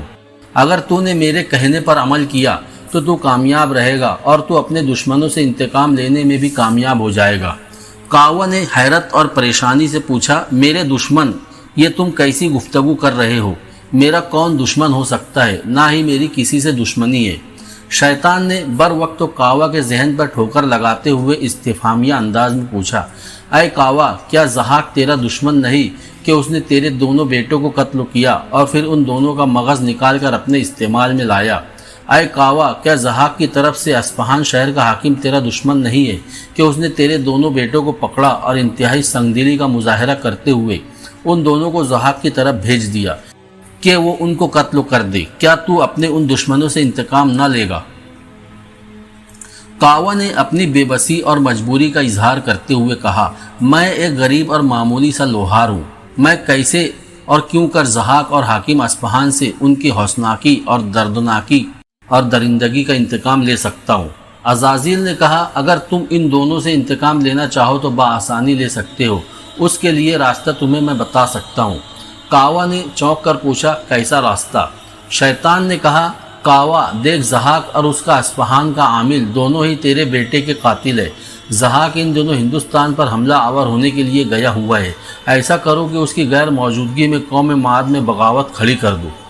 کاوا نے غور سے شیطان کی طرف دیکھا، پھر طنزیہ انداز میں کہا، اے اجنبی، تو بزرگ و صورت ہے، پر کاش تیرا مشورہ، تیری نصیحت بھی تیری شخصیت جیسی ہوتی۔ کیا میں اس دھوکنی کے بل پر ضحاک کے خلاف علم بغاوت بلند کر دوں؟ شیطان نے اپنی آواز میں زور پیدا کرتے ہوئے کہا، اے کاوا، میں نے اپنی شخصیت سے بڑھ کر تجھے مشورہ دیا ہے۔ ہاں، تو اس دھوکنی کے بل بوتے پر ضحاک کے خلاف ایک کامیاب ترین بغاوت کھڑی کر سکتا ہے۔ دیکھ کاوا، فی الوقت تو قوم ماد کے اندر دو عوامل ایسے ہیں جو تیری اس بغاوت کو کامیاب بنا سکتے ہیں، ایک قوم ماد کا شہزادہ فریدوں اور دوسرے وہ لوگ جو ضحاک کے مظالم سے تنگ آ کر اس وقت تو کوہستان دماوند کی غاروں میں گزر بسر کر رہے ہیں۔ وہ لوگ وہاں فصلیں اگا کر اور ریور چرا کر گزارا کرتے ہیں، انہیں بس ضحاک کے خلاف صرف ایک رہنما اور تحریک کی ضرورت ہے، پھر یہ خود بخود ہی مسلح ہو کر ضحاک کے خلاف اٹھ کھڑے ہوں گے۔ کاوا نے چونک کر دلچسپی لیتے ہوئے پوچھا، اے اجنبی، مجھے کیسے خبر ہوتی کہ قوم ماد کا شہزادہ فریدو زندہ ہے اور یہ کہ کوہستان دماوند کے اندر ضحاک کے ستائے ہوئے لوگ جمع ہیں؟ شیطان نے اپنی سفید داڑھی پر ہاتھ پھیرتے ہوئے کہا، کیا اس عمر میں تم سے جھوٹ بولوں گا؟ دیکھ کاوا، اپنی اس دھوکنی کا علم بنا اور اٹھ کھڑا ہو۔ پہلے فریدوں سے مل، وہ ریش شہر میں زرگروں کے بازار میں رہتا ہے۔ زرگروں کے بازار میں ایک زرگر ہے، نام اس کا شینزار ہے۔ یہ شخص وہاں زرگری کی دکان کرتا ہے اور اس کی دکان کے پیچھے ہی اس کا گھر ہے جہاں فریدو رہتا ہے۔ شنیزار کے گھر میں ایک تہہ خانہ بھی ہے اور خطرے کی صورت میں وہ افریدو کو اسی تہہ خانے میں منتقل کر دیتا ہے۔ دیکھ کاوا، تو رے شہر میں افریدو سے مل، وہ ضحاک کے خلاف بغاوت کرنے میں فوراً تیرے ساتھ مل جائے گا۔ اس کے بعد تم دونوں مل کر کوہستان دماوند کی طرف جاؤ، وہاں ضحاک کے ستائے ہوئے لوگ بھی کسی رہنما کے منتظر ہے۔ وہ افریدوں اور تجھے اپنا نجات دہندہ سمجھیں گے اور تمہارے لیے ایک بہت بڑی قوت بن جائیں گے۔ اسی قوت کے سہارے تم اور افریدو ضحاک کو شکست دے کر قوم ماد کے لیے آزادی کے پیغامبر بن سکتے ہو۔ کاوا نے تحسین آمیز نگاہوں سے شیطان کی طرف دیکھتے ہوئے کہا، اے اجنبی، جو کچھ تو نے کہا ہے اگر یہ درست ہے تو یہ نہ صرف ایک حیرت انگیز انکشاف بلکہ تعجب میں ڈال دینے والی ایک خبر ہے۔ शैतान उठ खड़ा हुआ और कहा, मैंने जो कुछ कहना था कह चुका। अब कौम मात की आज़ादी का इन्हिसार तुम पर और अफरीदों पर है। कावा ने इस बार जोश में आकर छाती तानते हुए कहा, मैं इस आज़ादी की तकमील ज़रूर करूँगा। शैतान ने कहा, अगर ऐसा है तो फिर मैं चलता हूँ कि मैंने अपने काम की तकमील कर दी है, तुम भी अब अपने काम की इब्तिदा के लिए हरकत में आओ। कावा बेचारा शैतान को रोकता रह गया, पर वो वहाँ से चला गया। कावा चंद सानियों तक वहाँ बैठा कुछ सोचता, फिर उसने अपनी धूकनी उधेड़ दी और उस धूकनी को उस चमड़े के अलम की सूरत में एक लकड़ी के साथ बांधकर वो भी अस्फहान से रे शहर की तरफ कूच कर गया। एक रोज़ जब के शहर ने अपने हिसार बदन से हर शय पर अपनी रोशनी की लहरें बिखेर दी थी, कावा लोहार अपने हाथ में अपनी धूकनी के चमड़े से बनाया हुआ झंडा उठाए अस्फहान शहर में दाखिल हुआ। लोगों से पूछता हुआ वो ज़रगरों के बाजार में शिफनजाद नाम के उस शख्स की दुकान के सामने आया जिसकी निशानदेही शैतान ने की थी। कावा ने देखा दुकान के अंदर एक बूढ़ा आदमी बैठा हुआ था, उसके साथ एक लड़का भी था जिसकी उम्र 15-16 साल के करीब होगी। अपनी धूकनी का अलम उठाए वो उस दुकान में दाखिल हुआ और उस बूढ़े को मुखातब करते हुए उसने कहा, अगर मैं गलती पर नहीं तो आपका शीफजाद है। बूढ़े ने जवाब दिया, मेरा नाम यकीनन शीफजाद ही है, पर तुम कौन हो और मुझसे क्या चाहते हो? तुम अजनबी लगते हो कि मैंने इससे पहले तुम्हें नहीं देखा। कावा ने मुड़कर पहले दुकान के दरवाजे की तरफ देखा, फिर आगे बढ़कर इंतहाई राजदाराना अंदाज में उसने कहा, ये लड़का जो तुम्हारे पास बैठा है, इसे कहो अपनी दुकान के अगबी दरवाजे से थोड़ी देर के लिए अपने घर चला जाए। मैं तुमसे एक इंतहाई अहम बात करना चाहता हूँ। शेफजाद ने फौरन अपने बेटे को इशारा किया और वो वहाँ से उठकर चला गया। कावा शेफजाद के पास बैठ गया और उसने मध्यम आवाज़ में कहा, अय शेफजाद, मेरा नाम कावा है, मैं अस्फहान का एक लोहार हूँ, मुझे अफरीदों से मिलाओ, मेरे पास उसके लिए एक पैगाम है। शेफजाद ने हैरत और ताज्जुब का इजहार करते हुए कहा, ये तुम कैसी गुफ्तगू कर रहे हो? ये अफरीदू कौन है, और अगर कोई है तो उसका मेरी दुकान और मेरी ज़ात से क्या ताल्लुक़? कावा ने इस बार फैसला कुन अंदाज में आवाज़ में ज़ोर पैदा करते हुए कहा, शेफजाद, मुझे अहमक ना बनाओ। जिस तरह मुझे ये यकीन है कि मैं अपनी ज़ात में एक इंसानी जिस्म रखता हूँ, इसी तरह मुझे ये भी यकीन है कि कौम मात का आखिरी बच जाने वाला शहज़ादा फरीदूँ तुम्हारे यहाँ पनाह लिए हुए है। सुन रखो शेफजाद, मैं तुम्हें पहले ही बता चुका हूँ कि मैं एक लोहार हूँ, पर अब मैंने ये काम तर्क कर दिया है। इधर देखो, मैंने अपनी धूकनी को फाड़कर अलम बना दिया है और इसी अलम तले मैं कौम मात के जवानों को जमा करूँगा और ज़हाक के ख़िलाफ़ बगावत करके अपनी कौम को आज़ादी दिलाऊँगा। इसी सिलसिले में मुझे फरीदों का ताउन दरकार है। सुनो शेफजाद, उस काम में मेरी कोई ज़ाती गरज नहीं है। मैं सारा काम खुलूस नियत के साथ कौम मात की आज़ादी के लिए करना चाहता हूँ और अफरीदों को इसलिए मैं अपने साथ मिलाना चाहता हूँ कि फरीदों वाहिद शख्स है जो कौम मात के तख्तों का हकदार है। मैं चाहता हूँ कि ज़हाक के ख़िलाफ़ बगावत करने के बाद जब हमें कामयाबी हासिल हो तो फरीदों कौम मात का बादशाह बनकर उन पर हुक्मरानी करे। शेफजाद, देर न करो, मुझे फरीदों से मिलाओ, मैं उसे लेकर आज ही कोहिस्तान दमावंद की तरफ रवाना हो जाऊंगा। ज़हाक के मजालिम से तंग आकर अनगिनत लोग उस कोहिस्तानी सिलसिले में पनाह ले चुके हैं। मैं फरीदों के लिए उन्हें मुत्तहिद करूंगा और उन्हें एक कुव्वत बनाकर ज़हाक के सामने लाऊंगा। मुझे उम्मीद है कि हम ज़हाक को ज़ेर करने में कामयाब हो जाएंगे। शेफजाद उठ खड़ा हुआ और बोला, अय कावा, तुम थोड़ी देर बैठो, मैं अभी आता हूँ। शेफजाद जाना ही चाहता था कि दुकान के अगबी दरवाजे से एक जवान अंदर दाखिल हुआ। उसे देखते ही शेफजाद परेशान सा हो गया और भागकर उसने अपनी दुकान का दरवाज़ा बंद कर दिया। वो जवान करीब आया और कावा को मुखातब करके उसने कहा, अय कावा, मैं ही फरीदू हूँ जिसकी तुझे तलाश है। मैं दरमियानी दरवाजे की ओट में खड़ा होकर तेरी सारी गुफ्तगू सुन चुका हूँ। मैं फरीदू तुझ पर भरोसा और एतमाद करता हूँ। अब तू तफसील से मेरे साथ गुफ्तगू कर। तू किस तरह ज़हाक के ख़िलाफ़ बगावत खड़ी करके कामयाबी का उम्मीदवार है, जबकि तू जानता है कि ज़हाक की अस्करी कुव्वत बेपनाह है। कावा अपनी जगह से उठा। पुरजोश अंदाज में उसने फरीदों से मुसाफा किया और दोनों आमने सामने बैठ गए। जबकि शेफजाद अपनी नशिस्तों पर बैठ गया था, उसके बाद कावा ने कहा, अय फरीदों, आपसे मिलकर मुझे बेहद खुशी हुई है। मेरा लाए हमल ये है कि उस वक्त तो जबकि ज़हाक अपने लश्कर के साथ हिंदुस्तान की तरफ रवाना हो चुका है, हम बगावत करके अस्फहान पर हमला कर दे और उसके बाद यके बाद दीगरे दूसरे शहरों पर कब्जा करके ज़हाक के लौटने तक اپنی قوت میں اس قدر و اضافہ کر لے کہ ضحاک کی واپسی پر ہم اسے ٹکرا کر اسے شکست دینے میں کامیاب ہو جائے۔ فریدو نے تعجب سے پوچھا، پر اے کعوہ، یہ کام کیسے اور کیوں کر ہوگا؟ کیا میں اور تم دونوں مل کر اس کام کو انجام دے سکیں گے؟ کعوہ نے چھاتی تانتے ہوئے کہا، ہاں، ہم دونوں اس کام کو انجام دے سکیں گے۔ سنو فریدو، ہم دونوں آج ہی شام کو اندھیرا پھیلنے کے بعد کوہستان دماوند کی طرف روانہ ہو جائیں گے۔ اس کوہستانی سلسلے کے اندر ان گنت لوگ ایسے ہیں جنہوں نے ضحاک کے مظالم سے تنگ آ کر وہاں پناہ لے رکھی ہے۔ ہم ان سے رابطہ قائم کریں گے اور انہیں ساتھ ملا کر پہلے اصفہان پر قبضہ کریں گے۔ اس کے بعد مجھے امید ہے کہ لوگ کھل کر ہمارا ساتھ دیں گے اور ہم قوم ماد کی عظمت کو بحال کرنے میں کامیاب ہو جائیں گے۔ فریدو نے اطمینان اور خوشی سے کہا، اے کعوہ، میں اس معاملے میں تم سے مکمل اتفاق کرتا ہوں۔ تم اٹھ کر اندر چلو، پہلے کھانا کھاؤ، پھر آج شام کے بعد جب اندھیرا پھیل جائے تو ہم یہاں سے کوہستان دماوند کی طرف کوچ کر جائیں گے۔ فریدو اور شہبزاد دونوں دکان کے اگوی دروازے سے کعوہ کو اندر لے گئے۔ اسی روز شام کے بعد فریدو اور کعوہ اصفہان سے کوہستان دماوند کی طرف کوچ کر گئے۔ فریدو اور کعوہ ایک روز کوہستان دماوند میں داخل ہوئے۔ وہاں غاروں کے اندر پناہ لینے والے لوگوں کے سامنے انہوں نے اپنا مدعا بیان کیا اور کوہستان دماوند کے ایک حصے کے لوگوں کو انہوں نے ایک جگہ جمع کیا۔ جب لوگ ایک کھلی وادی میں جمع ہو گئے تو کعوہ ان کے سامنے ایک بلند چٹان پر چڑھا اور لوگوں کو مخاطب کرتے ہوئے کہا، قوم ماد کے فرزندوں، میں اصفہان کا ایک لوہار کعوہ ہوں اور میرے ساتھ قوم ماد کے شاہی خاندان کا بچنے والا آخری شہزادہ فریدو ہے۔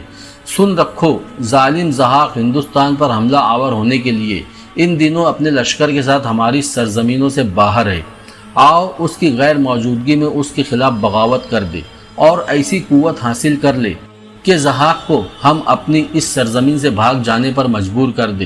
اے قوم ماد کے لوگوں، سن رکھو، اگر تم نے ایسا نہ کیا تو ضحاک اور اس کے پیروکار ہمیشہ کے لیے تمہیں اور تمہاری نسلوں کو اپنے باطن کی خباثت، دغا، مکر اور درد و قدورت اور نفاق و بغضوں میں جکڑے رکھیں گے۔ خمار ابلیس کی طرح اس تماشا گاہ عالم میں تمہاری حالت نیرنگی ایام کشکول، وداگانہ صدف اور تشنا مہر و موم جیسی کر دیں گے۔ اپنی آزادی اور عظمت رفتہ کے لیے اٹھ کھڑے ہو۔ اگر تم نے ایسا نہ کیا تو ضحاک تم لوگوں کو آتشی چکیوں میں پیستا رہے گا، تمہارے جابر و جوان جذبوں کو مرگ پربند کی طرح پابند سلاسل کرتا رہے گا۔ سنو، زندگی کا راز حرکت ہے۔ اگر تم اب بھی نہ اٹھنا چاہو تو پھر اسرافیل کے سور اور مزدہ محشر کا انتظار کرو۔ ایسی صورت میں تم لوگ آپ ہی قاتل، آپ ہی قتیل، آپ ہی تیر اور آپ ہی ہدف بنتے رہو گے۔ کعوہ خاموش ہو گیا۔ اس کے الفاظ نے وہاں جمع لوگوں کے پندار میں نہ آسودگی سی بھر دی اور لوگ چلا چلا کر فریدو اور کعوہ کا ساتھ دینے کا عہد کرنے لگے۔ فریدو اور کعوہ نے ان کے وہاں رک کر انہیں منظم کیا اور ان کے اندر ان کے لیے سردار مقرر کیا۔ پھر وہ آگے بڑھ گئے اور کوہستان دماوند کے دیگر علاقے کے لوگوں کو اپنا ہمنوا بنانے میں مصروف ہو گئے۔ اس طرح کوہستان دماوند کے اندر چند ہفتوں کی لگاتار محنت سے فریدو اور کعوہ نے اپنے لیے ایک جرار لشکر تیار کر لیا۔ لشکر کو اچھی طرح منظم اور مسلح کرنے کے بعد وہ کوہستان دماوند سے نکلے اور اصفہان شہر کا رخ کیا۔ شہر انہوں نے فتح کر لیا اور ضحاک کی طرف سے اصفہان کے حاکم کو پکڑ کر قتل کر دیا۔ شہر پر قبضہ کر کے سرکاری خزانہ حاصل کیا اور سارا زر و مال لوگوں میں تقسیم کر دیا۔ اس کے بعد فریدو اور کعوہ نے اہواز شہر کا رخ کیا۔ یہاں بھی انہوں نے لوگوں کو ضحاک کے جور و ستم کے خلاف ابھارا۔ اہل اہواز نے ان کا ساتھ دیا۔ اہواز کے حاکم کو بھی قتل کر دیا گیا اور شہر پر بھی فریدو اور کعوہ کا قبضہ ہو گیا۔ اصفہان اور اہواز پر قبضہ مکمل کرنے کے بعد ان دونوں نے اپنی عسکری قوت کو مربوط کرنے کے لیے دیگر علاقوں پر بھی حملے شروع کر دیے۔ کوئلے کی طرح سلگتی رات اپنے اختتام کو پہنچ گئی تھی۔ مشرق میں شفق کے رنگوں میں سے طلوع ہوتے سورج نے عرش و فرشوں کے مابین روشنیاں بھر دی تھی۔ ایسے میں قوم ماد کو زیر نگی کر لینے والا ضحاک اپنے لشکر کے ساتھ ہندوستان پر حملہ آور ہونے کے لیے ہند کی سرزمین میں داخل ہو رہا تھا کہ اکبتانہ شہر سے اس کا جانا پہچانا ایک قاصد اس کے پاس آیا۔ اس قاصد کو دیکھتے ہی ضحاک نے اپنے لشکر کو رک جانے کا اشارہ کیا۔ साथ ही घोड़े की बागें खींचकर अपने घोड़े को भी रोक लिया। फिर उसने हैरत, ताज्जुब और किसी कदर परेशानी से उस कासिद से पूछा, मैं तो तुम्हें अकबताना में छोड़कर आया था, तुम यहाँ मेरी तरफ कैसे आ गए? कासिद ने कहा, आय आका, मैं इंतहाई बुरे हालात में इस तरफ आया हूँ। आप हिंदुस्तान पर हमला आवर होने का इरादा तर्क कर दे और वापस जाकर अपने मफतूहा इलाकों को संभाले। आपकी रवानगी के बाद अस्फहान शहर के एक लोहार ने कौम माद के वाहिद बच जाने वाले शहजादे फरीदों को अपने साथ मिलाकर मुनज़्ज़म व मुसल्लह किया। फिर उन्होंने यके बाद दीगरे अस्फहान और अहवाज़ पर हमला किया। दोनों शहरों के हाकिमों को कत्ल किया और शहरों पर कब्जा कर लिया। ज़रा तवक़्क़ुफ़ के बाद कासिद ने मज़ीद कहा, अय आका, अगर आपने हिंदुस्तान का ख्याल तर्क करके कौम माद में वापस जाकर कौम माद के बागियों, फरीदों और कावा की सरकूबी न की तो अंदेशा है कि दोनों ऐसी कुव्वत पकड़ ले कि फिर उनसे निमटना नामुमकिन नहीं तो मुश्किल ज़रूर हो जाएगा। इस गमनाक खबर पर ज़हाक चंद सानियों तक गर्दन झुकाए कुछ सोचता रहा। ज़हाक के इर्द गिर्द अपने घोड़ों पर सवार आरिफ, बेउसा और नबीता भी परेशानी और ताज्जुब से ज़हाक की तरफ देख रहे थे। फिर ज़हाक ने गर्दन उठाई और भारी आवाज़ में उसने फैसला कुन अंदाज में कहा, मैं हिंदुस्तान के अंदरूनी इलाकों की तरफ पेश कदमी मौक़फ़ करता हूँ। अपने लश्कर के साथ यहीं से वापस अकबताना शहर की तरफ जाऊँगा। पहले वहाँ फरीदों और कावा से निपटूंगा और कौम माद की सरजमीनों के अंदर अमन व अमान बहाल करके दोबारा हिंदुस्तान की तरफ आऊँगा। इस मौके पर आरिफ, बेउसा और नबीता ने आपस में कोई मशवरा किया।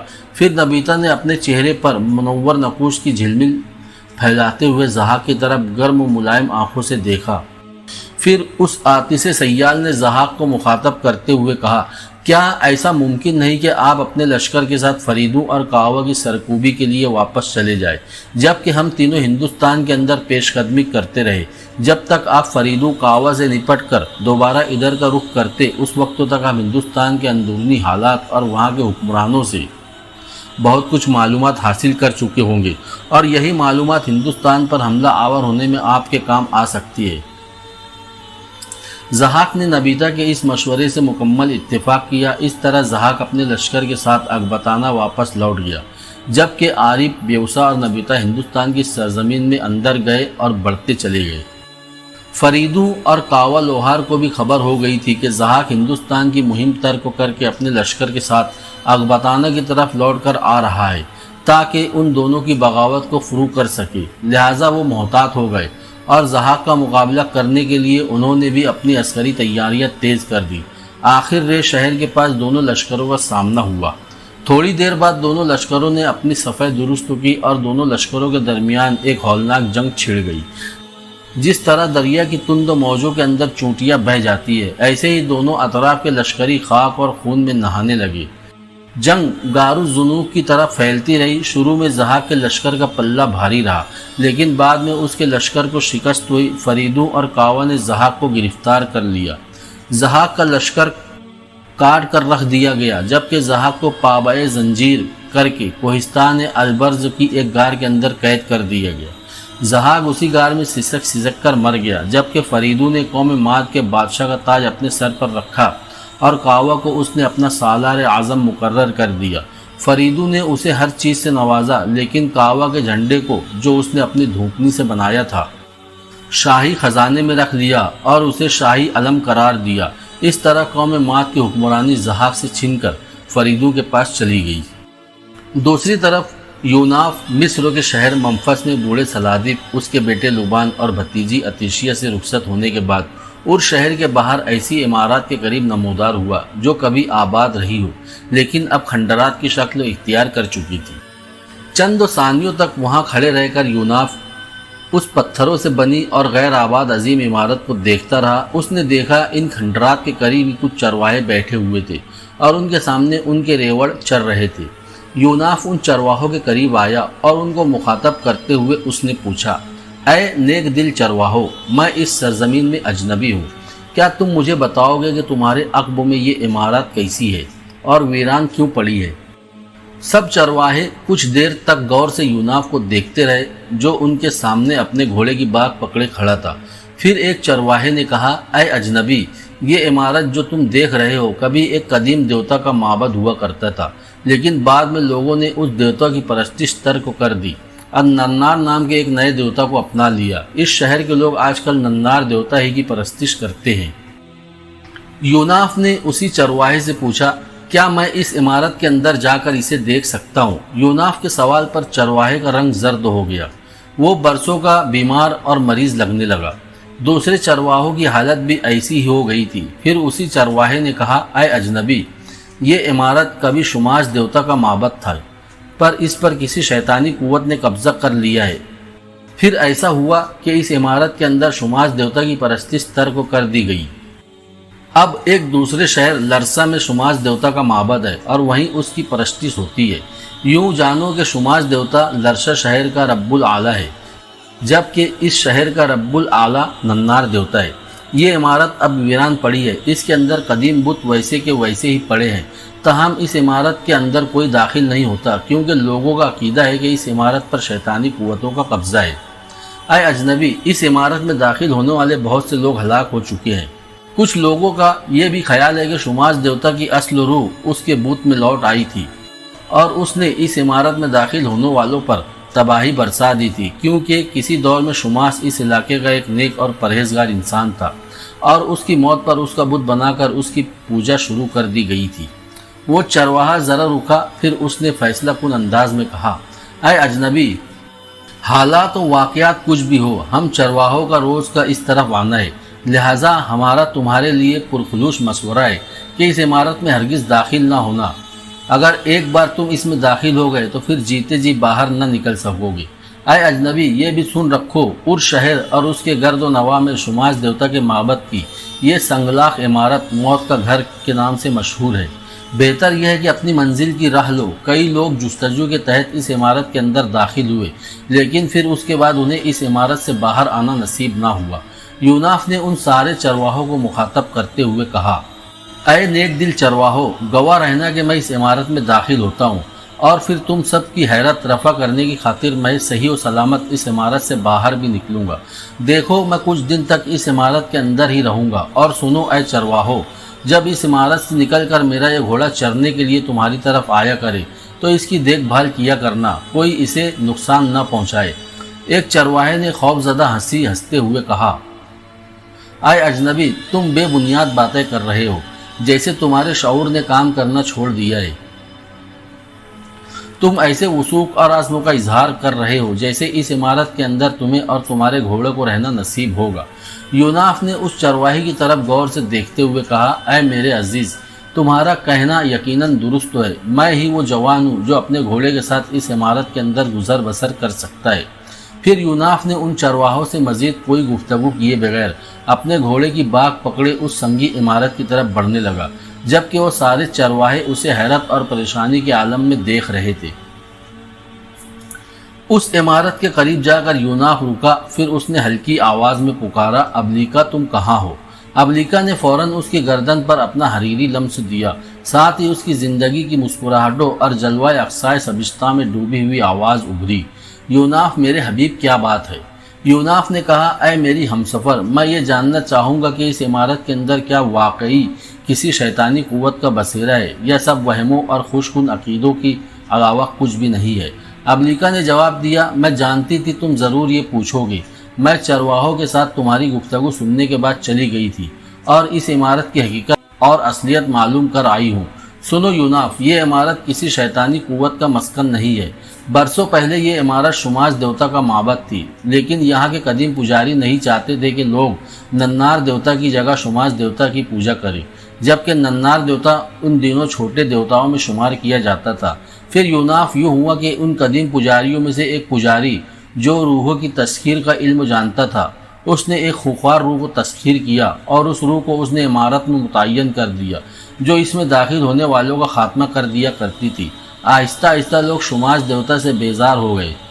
اسی دوران ان قدیم پجاریوں نے ار شہر کے باہر ایک کوہستانی سلسلے پر ننار دیوتا اور ننگل دیوی کے معبد تعمیر کر دیے، اور اسی روح کی مدد سے ان پجاریوں نے ننار دیوتا اور ننگل دیوی کے معبدوں میں کچھ مافوق البشر کام دکھانے شروع کر دیے۔ اس طرح قدیم پجاریوں کی خواہش پر لوگوں نے شماس دیوتا کی اہمیت ختم کر دی اور اس کی جگہ ننار دیوتا کی پوجا شروع کر دی۔ لیکن شماش دیوتا کی پوجا کو ختم نہ کیا جا سکا کیونکہ انہی سرزمینوں کے اندر لرسا شہر میں شماش دیوتا کی حیثیت اب بھی رب الاعلیٰ اور سب سے بڑے دیوتا کی سی ہے۔ شماش دیوتا کے اس معبد کی عمارت میں اس خونخوار روح کی بھیانک کارروائیوں کے باعث یہ عمارت اب کھنڈر ہو گئی اور خوف کے مارے کوئی بھی اس عمارت کا رخ نہیں کرتا۔ تاہم اس عمارت کے اندر قدیم دیوی دیوتاؤں کے بت اب تک محفوظ ہے۔ اب یہ عمارت محفوظ ہے اور اس کے اندر کوئی روح یا شیطانی قوت نہیں ہے۔ تاہم لوگوں نے عجیب و غریب داستانہ اس عمارت کے حوالے سے گھڑی ہے۔ لوگ اس عمارت کی طرف آنے سے خوفزدہ ہے اور کوئی بھی اس طرف آنے کی جرت نہیں کر سکتا۔ اے ابلیکا، اس عمارت میں اگر کوئی شیطانی قوت ہوتی تو میں اس میں داخل ہوتا اور ضرور اس کا خاتمہ کر دیتا۔ بہرحال میں حیران ہوں کہ لوگوں نے اس عمارت سے متعلق کیا قصے ترتیب دے کر اس عمارت کو موت کا گھر قرار دے دیا ہے۔ اب یہاں اس معبد کے اندر رہ کر میں ان قوتوں کو حرکت میں لاؤں گا جنہوں نے اپنے طلسم سے اقلیمہ نام کی اس خوبصورت اور حسین لڑکی کو میرے پیچھے لگا دیا ہے۔ میں اس لڑکی کو بھی اپنے سامنے بے بس اور مجبور کر دوں گا۔ یوناف خاموش ہوا تو ابلیکا نے کہا، یوناف، اس کھنڈر عمارت کی حقیقت سے ننار دیوتا کا موجودہ بڑا پجاری یمنا بھی باخبر ہے۔ ابلیکا ذرا رکی پھر بولی، یوناف، تم نے اور شہر آ کر پورے ساز و سامان کے ساتھ یہ گھوڑا کیوں خرید لیا اور اسے کیوں ساتھ ساتھ لیے پھرتے ہو؟ ابلیکا، تم اس مصلحت کو نہیں سمجھتی ہو۔ میں نے یہ گھوڑا اور اس کے پیٹھ پر بندھا ہوا سامان اس لیے خریدا کہ لوگ مجھے دور کی سرزمینوں کا کوئی اجنبی خیال کرے، انہی سرزمینوں کا باسی نہ سمجھ لے۔ ابلیکا، اب تم جاؤ اور اس لڑکی کی کیفیت اور اس سے کام لینے والے لوگوں کا پتہ کر کے آؤ۔ ابلیکا فوراً یوناف کی گردن سے ہٹ گئی جبکہ یوناف اس شہر زدہ عمارت میں داخل ہونے کے لیے آگے بڑھ گیا۔ دوستو، کہانی ابھی جاری ہے، بنے رہیے کہانی کے ساتھ۔ جاتے جاتے چینل کو سبسکرائب، ویڈیو کو لائک شیئر ضرور کریں۔ 11واں ایپیسوڈ آنے تک اپنا خوب سارا خیال رکھے۔ اللہ حافظ۔